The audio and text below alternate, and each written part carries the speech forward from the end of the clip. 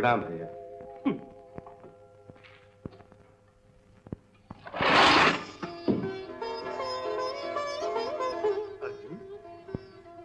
प्रभु, इस समय कुशल तो है? कहो कैसा आना हुआ? पहले मैं आया हूं यदुराय। ओ, राजकुमार सुयोधन, कहिए क्या आज्ञा है? कौरवों और पांडवों में युद्ध अग्नि भड़कने ही वाली और आपको कौरवों की सहायता करनी होगी। क्या युद्ध का परिणाम जानते हैं? अच्छी तरह, इसीलिए तो आपकी सहायता के लिए आया। अर्जुन आपसे छोटा है, किसी वस्तु को मांगने का अधिकार बड़ों से पहले छोटों का होता है। अर्जुन, मेरे पास दो वस्तुएं हैं। एक तरफ 3 अवध नारायणी सेना और दूसरी तरफ मैं अकेला। कहो क्या चाहते हो? मुझे सेना नहीं, परंतु मैं युद्ध में शस्त्र नहीं उठाऊंगा। क्या कहा? आप युद्ध में शस्त्र नहीं उठाएंगे? नहीं। तो मैं भी अर्जुन का दिल छोटा करना नहीं चाहता। आप अर्जुन की तरफ हो जाएं और मुझे अपनी नारायणी सेना दे दें। मुझे स्वीकार है। धन्यवाद।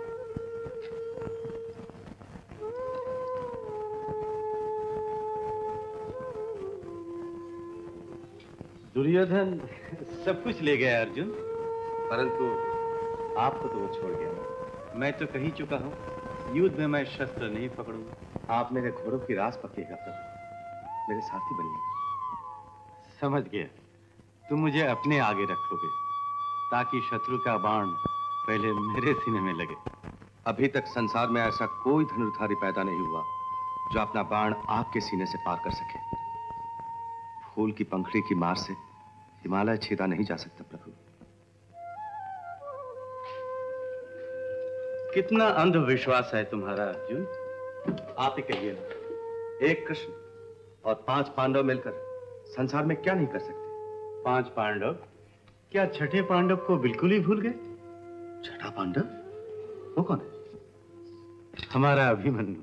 उत्तरे, हमारी इस रात का कभी सवेरा ना हो। अपने इन रसीले होठों से चंदा से कह दो कि आज की रात हमारे साथ रहे। महाराज राज की जय हो। श्री कृष्ण पधार रहे हैं। महाराज धृतराष्ट्र के चरणों में प्रणाम। कृष्ण, ये गडरिया हमसे क्या लेने आया है? लेने नहीं, देने आया हूं दुर्योधन। कल 3 अरब सेनाएं दी थी और आज मैं आपको सुबुद्धि देने आया हूं। समय नष्ट न करके मतलब की बात कहो। मैं संधि प्रस्ताव लेकर आया हूं। पांडवों का अधिकार पांडवों को दे दो। उन मूर्खों ने अपना अधिकार स्वयं खो दिया है। दूसरे शब्दों में तुमने उनका अधिकार लूटा है। अपराधी तो तुम हो। जुआ खेलना क्या मेरा अपराध था? द्रौपदी को दांव पर लगाना मेरा अपराध था? और दुर्योधन को अंधे की संतान कहना यह भी क्या मेरा अपराध था? लाक्षागृह निर्माण करना किसका अपराध था? जुआ मंडप रचाना किसका अपराध था? द्रौपदी का चीरहरण करना किसका अपराध था? हर मनुष्य अपना अपराध दूसरों पर डालता है। जाइए, पांडवों से कह दीजिए तो राजमहलों के सपने छोड़कर किसी मंदिर में चले जाए, या फिर कुरुक्षेत्र में युद्ध करके तीर और तलवार से अपने भाग्य का निर्णय करें। युद्ध युद्ध युद्ध का अर्थ जानते हो दुर्योधन? तुम समझा दो, शायद कोई नया अर्थ हो। कहीं ऐसा ना हो कि युद्ध होने पर सुई की नोक के बराबर जमीन तुम्हारे पास ना रहे। दूध की सीमा से आगे ना बढ़ो। मैं शांति दूत बनकर आया था, परंतु तुमने मुझे अग्नि दूत बना दिया। अब वो समय दूर नहीं जब हस्तिनापुर के महलों में एक भी दीपक जलता हुआ दिखाई न देगा। वो समय आने से पहले तुम्हारा जीवन दीपक बुझा दिया जाएगा। इस प्रपंची को बंदी बना लो। नहीं।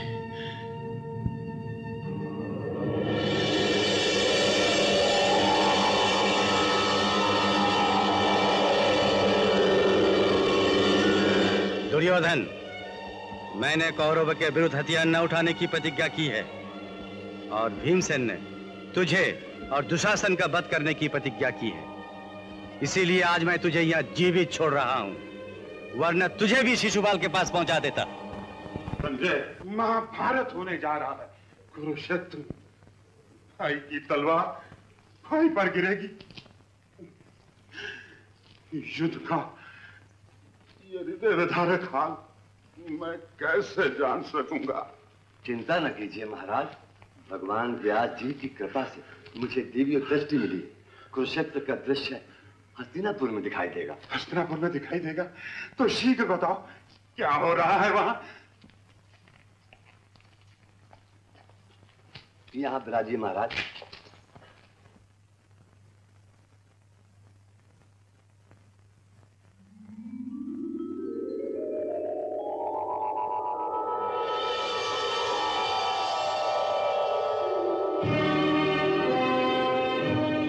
युद्ध भूमि में दोनों तरफ की सेनाएं युद्ध के लिए तैयार हैं।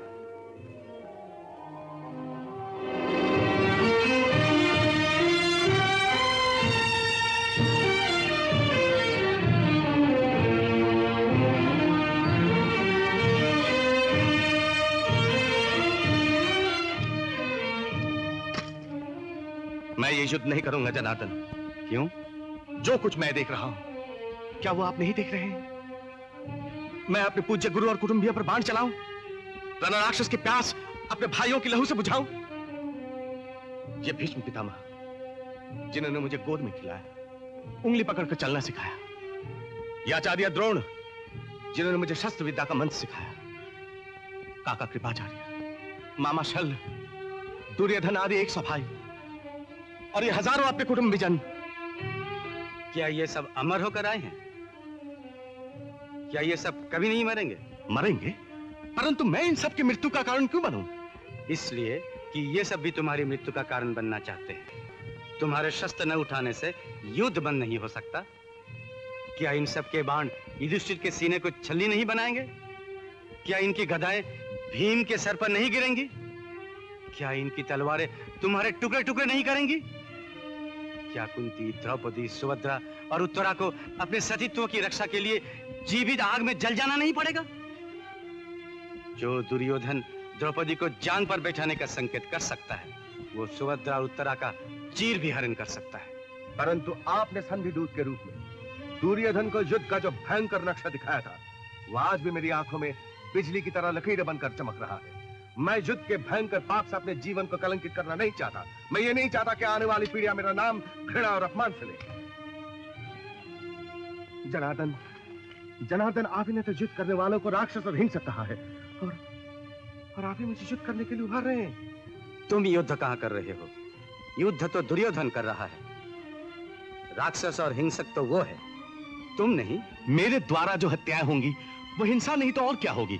आत्मरक्षा के लिए शस्त्र उठाना, न्याय, धर्म और अधिकार के लिए युद्ध करना हिंसा नहीं, वीरता है। जनार्दन। अर्जुन, क्या तुम ये चाहते हो कि संसार तुम्हें कायर के नाम से पुकारे? कायर और वीर दोनों इस संसार में जन्म लेते हैं और मरते हैं। एक क्षणिक जीवन के लिए मैं ये पाप क्यों करूं? अर्जुन, इस नाशबंद संसार में मरते सभी हैं, परंतु वीर जीवन में एक बार मरता है और कायर एक दिन में 100 बार मरता है। एक तुच्छ कीड़े की तरह रेंगना और सांस लेने का नाम जीवन नहीं है। जीता वो है जिसका स्वाभिमान जीता है, जीता वो है जिसका पुरुषत्व जीता है, जीता वो है जिसका शुभ कर्म जीता है। इस कर्म प्रधान संसार में कर्मवीर बनकर जन्म लेना, कर्मवीर बनकर जीवन पालन करना और कर्मवीर बनकर मरना ही मनुष्य जन्म की सबसे बड़ी विजय है। अर्जुन, मेरी आज्ञा का पालन करो। मैं ही करता हूं, मैं ही कर्म हूं, मैं ही सृष्टि हूं, मैं ही प्रलय हूं। ये देखो मैं क्या हूं, ये देखो मैं क्या हूं।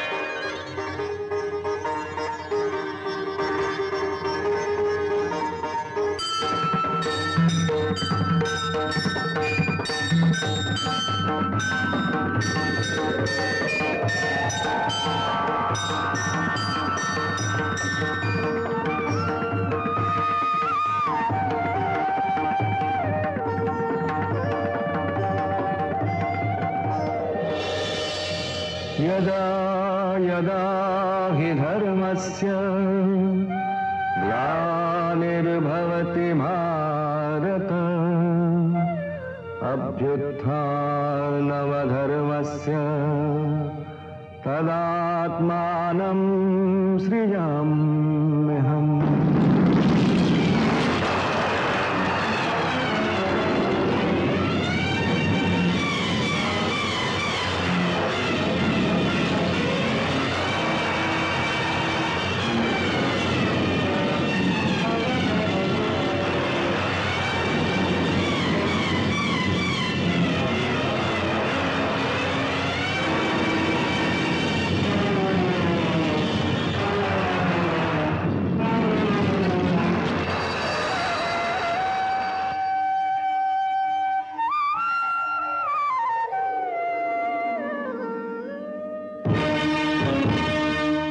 मेरे बाणों की मार से पृथ्वी कांप उठेगी, गांडीव की टंकार ब्रह्मांड में गूंज उठेगी।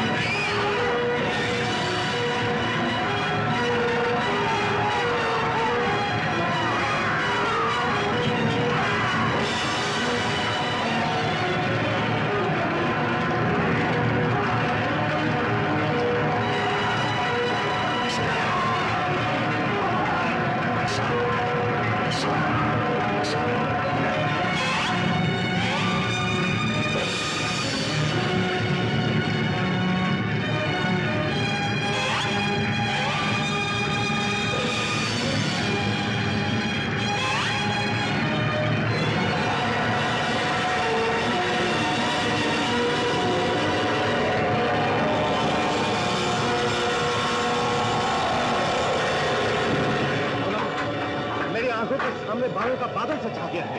पितामह के बाण हम सबको मृत्यु की गोद में धकेल देंगे।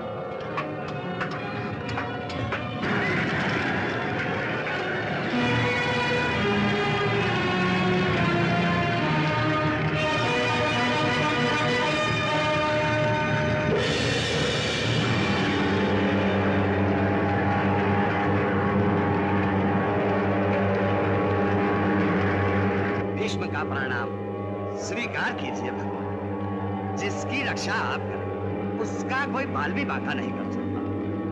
मैं नहीं चाहता कि आपकी प्रतिज्ञा भंग हो। मेरी प्रतिज्ञा अटल है भीष्म। ये रथ का पहिया है, शस्त्र नहीं। आपकी माया आप ही जानिए प्रभु।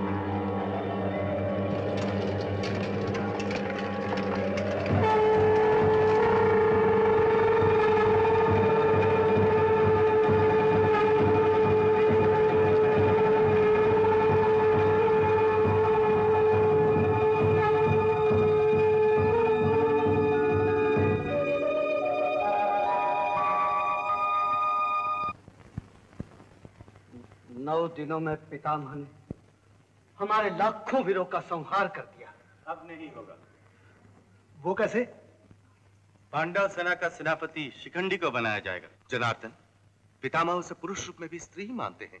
वे उन पर बाण नहीं चलाएंगे। शिखंडी के आड़ से पितामह पर तुम बाण चलाओगे। ये तो अधर्म है। तो धर्म क्या है? पितामह पापी कौरवों का साथ देकर कौन सा धर्म का पालन कर रहे हैं? दुर्योधन ने जब मेरा चीर खिंचवाया मैंने उनकी दुहाई दी, फिर भी उन्होंने धर्म की रक्षा के लिए न्याय की तलवार न उठाई। पितामह के जीवित रहते हुए पांडवों की जीत कभी नहीं होगी, क्योंकि उन्हें पिता द्वारा इच्छा मृत्यु का वरदान मिला है। पितामह को धराशायी करने के लिए शिखंडी को सेनापति बनाना ही पड़ेगा।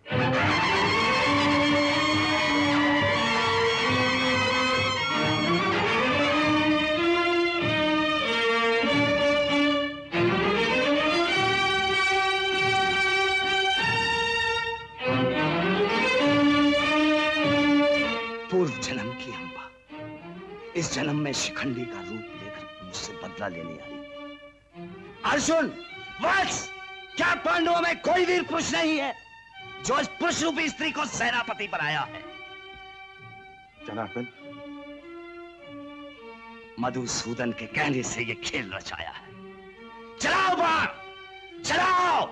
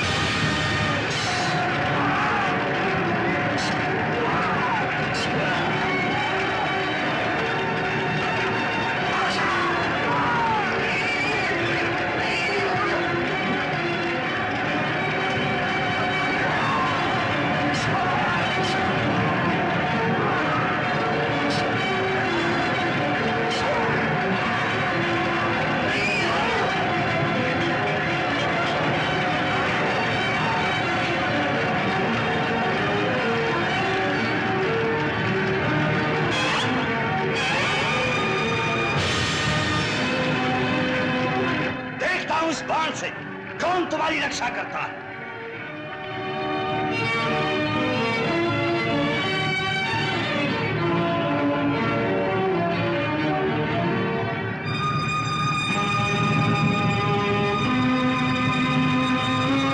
अर्जुन, अच्छा अवसर है। अब चुके तो सब चुक जाओगे। चलाओ बाण, बाण चलाओ।